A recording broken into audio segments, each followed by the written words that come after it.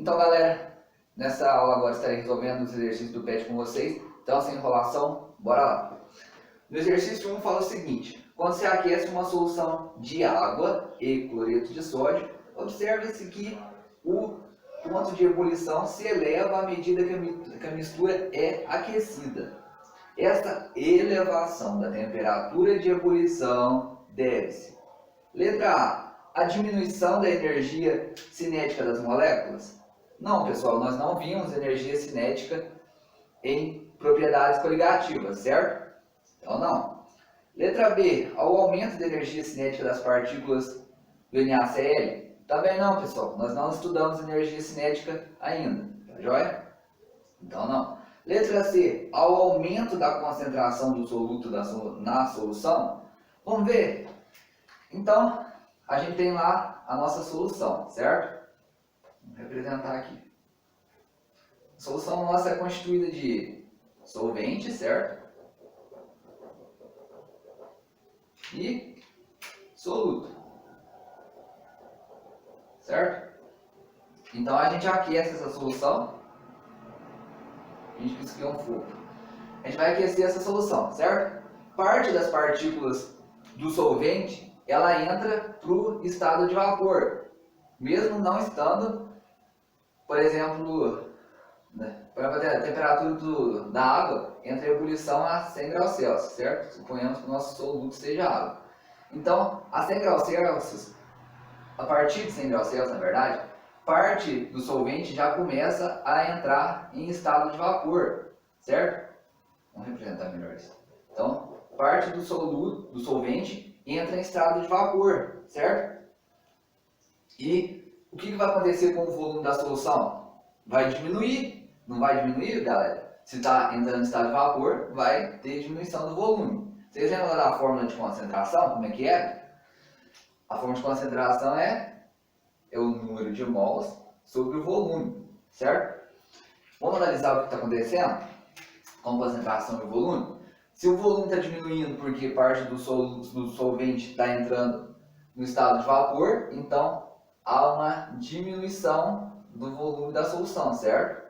Se está havendo uma diminuição do volume da solução, o que está acontecendo com a concentração? Ela está aumentando, porque essas grandezas elas são inversamente proporcionais, certo? Então a letra C ela está correta, porque com o passar do tempo há uma diminuição do volume da solução e consequentemente vai fazer com que haja um aumento da concentração. Tá joia, galera? Então a letra C está correta. Na letra D, a dificuldade do soluto de vaporizar-se?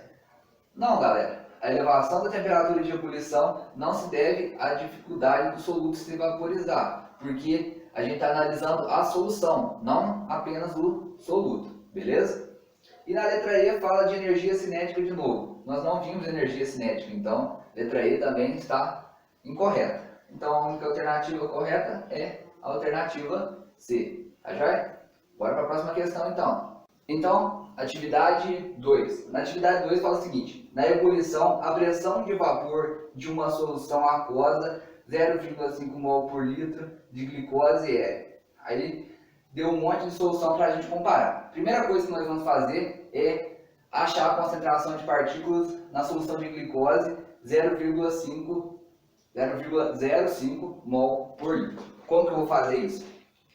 Eu sei que a glicose é um composto molecular que não sofre ionização. Então, o total de partículas da glicose vai ser 0,5 mol por litro. Essa será a concentração de partículas em solução, certo? Então, a gente sabe que a concentração de partículas ela está diretamente relacionada à pressão de vapor. Quanto mais partículas, menor é a pressão de vapor. Certo? Então agora vamos lá comparar com as soluções que foram informadas no problema. Aí na letra A fala o dobro, que é a solução aquosa de 0,05 mol por litro de glicose é o dobro da pressão de vapor de uma solução aquosa 0,05 mol por litro de glicerol. O glicerol, galera, é um composto molecular que também não sofre ionização. Então o total de partículas em solução do glicerol vai ser também 0,05 mol por litro, certo? Então, se o total de partículas de glicerol é igual ao total de partículas de glicose, então eles vão ter a pressão igual, certo? Pressão da solução de glicerol vai ser igual à pressão de glicose, certo? Então, a pressão, certo? Deu para entender, não deu, galera? Então, a pressão de vapor do glicerol vai ser igual à pressão de vapor da glicose, porque eles têm a mesma concentração de partículas, belezinha? Então, a letra A, ela está incorreta. Na letra B, fala o seguinte, metade. Então, compara de novo. A pressão de vapor de uma solução aquosa 0,05 mol por litro de glicose é a metade da pressão de vapor de uma solução aquosa 0,05 mol por litro de sacarose. A sacarose, galera, é um composto molecular que também não sofre ionização. Então, a concentração de partículas da sacarose vai ser também 0,05 mol por litro, certo? Então, a pressão de vapor da sacarose com a glicose vai ser igual. Então, a pressão de vapor da sacarose vai ser igual à pressão de vapor da glicose, certo? Então, a letra B também está incorreta. Na letra C, vamos comparar de novo. Pressão de vapor de uma solução aquosa 0,05 mol por litro de glicose é igual à pressão de vapor de uma solução aquosa de igual concentração em mol por litro de frutose.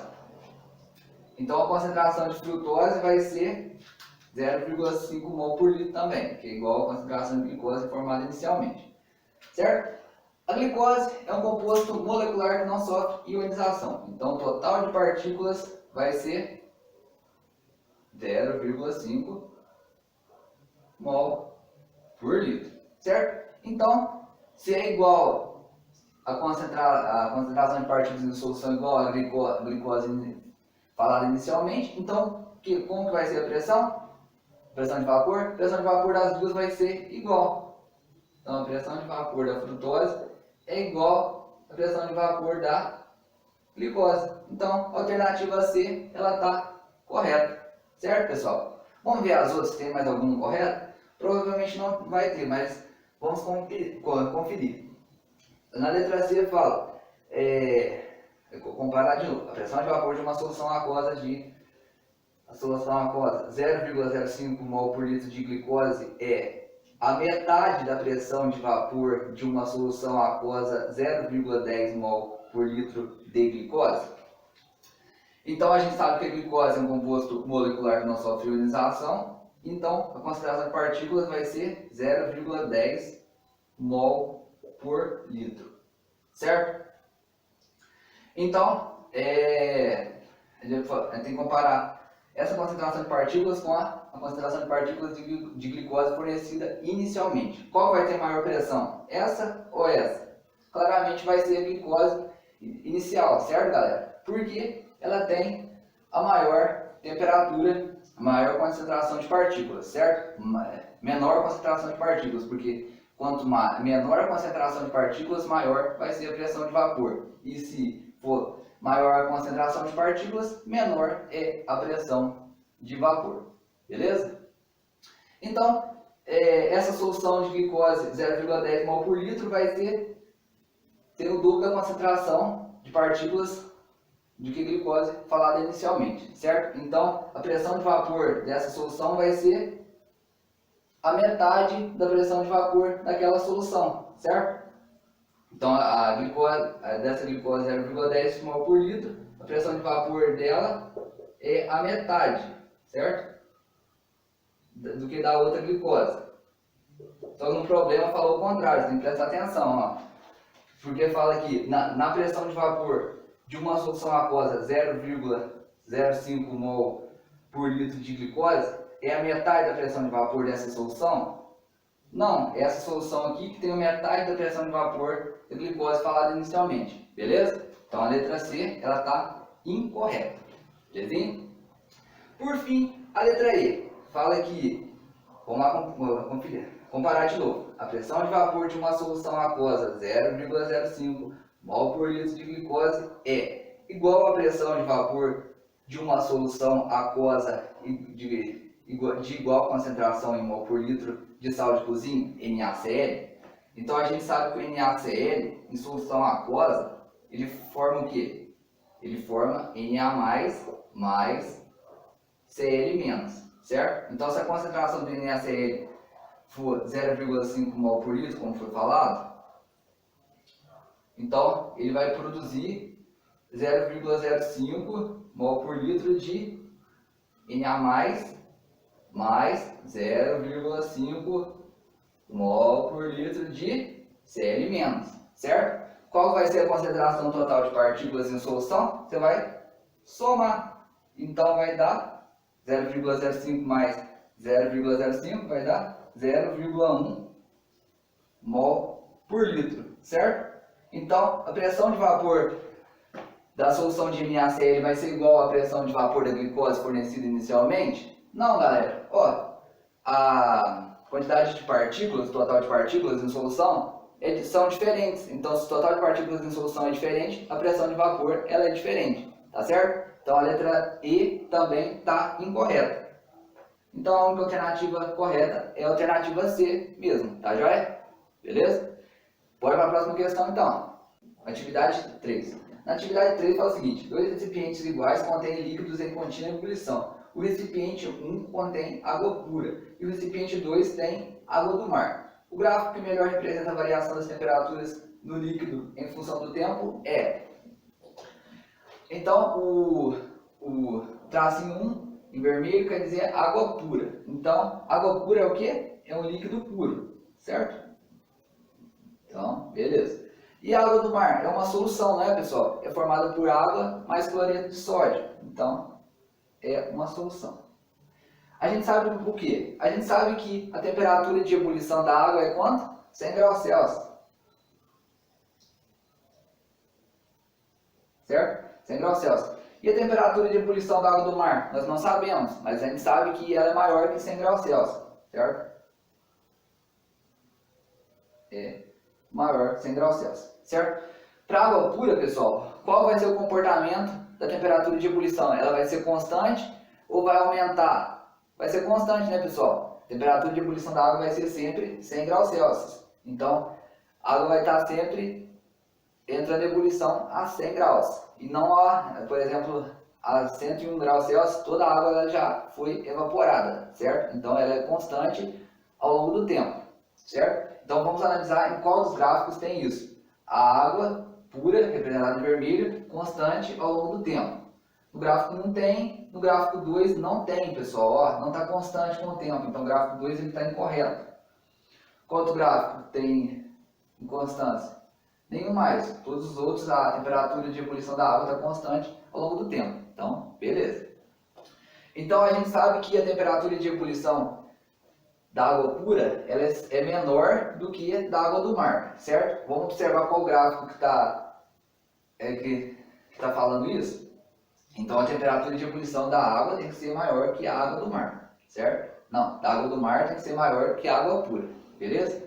No gráfico 1 fala que a temperatura de ebulição da água, ó, representado em vermelho, é maior do que a da água do mar. Está incorreto então, porque a gente sabe que isso não é verdade.